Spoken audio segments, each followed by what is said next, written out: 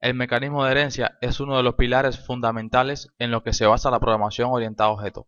Es un mecanismo que permite definir nuevas clases a partir de otras ya definidas, de modo que si en la definición de una clase indicamos que ésta deriva de otra, entonces la primera, a la que se le suele llamar clase hija, será tratada por el compilador automáticamente como si su definición incluyese la definición de la segunda, a la que se le suele llamar clase padre o clase base. Es decir, que si en C# implementamos una clase y le decimos que hereda de otra, automáticamente esta clase incluirá los atributos y métodos de la clase de la cual hereda. Y bueno, la sintaxis que se sigue en C# para implementar una clase que hereda de otra, o sea, una clase hija, es la siguiente.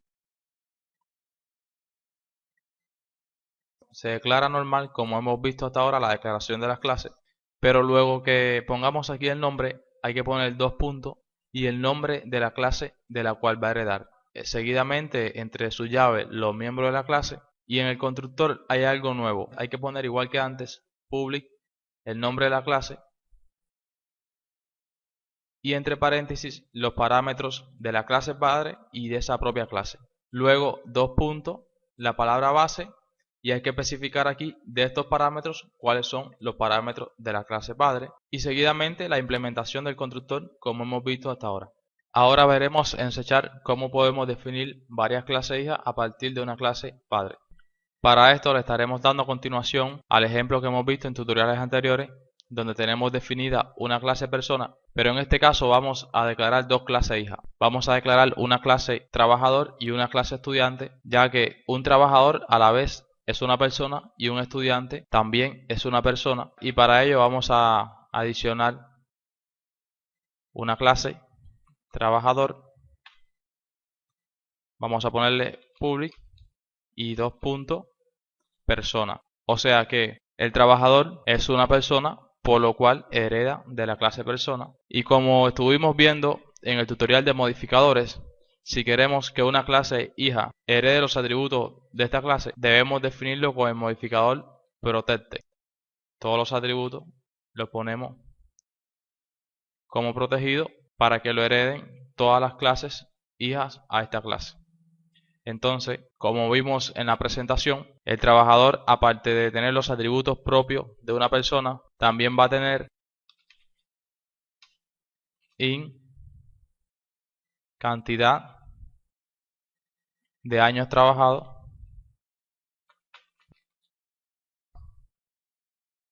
y de esta forma hemos creado una clase trabajador que hereda de la clase persona, por lo que automáticamente esta coge los atributos y métodos que tiene la clase persona.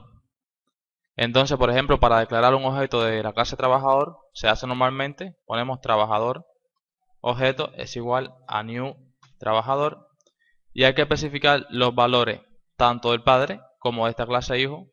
Por eso hay que pasar el nombre, porque el trabajador también tiene un nombre, la edad, el peso, y ahora los parámetros del constructor del trabajador, que son estos tres de aquí.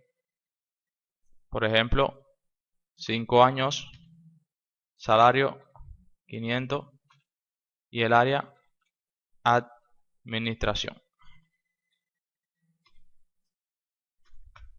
Ahora, si queremos mostrar en pantalla los datos del trabajador y ponemos objeto punto, vean como solo nos salen los atributos del padre, y para que salgan los atributos de la propia clase trabajador hay que especificarle el operador as y a continuación el nombre de la clase para poder ver los atributos del trabajador, por ejemplo en este caso cantidad de años.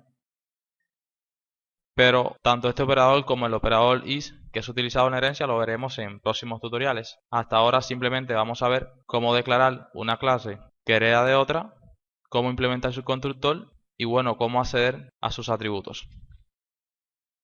Vamos a crear también una propiedad para cada uno de los miembros de esta clase, para la cantidad de años, para el salario y para el área.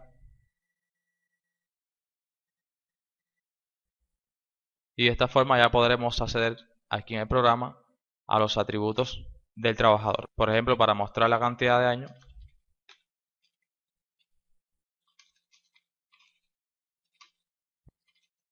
la cantidad de años es más objeto punto cantidad de años. Y esperamos una tecla.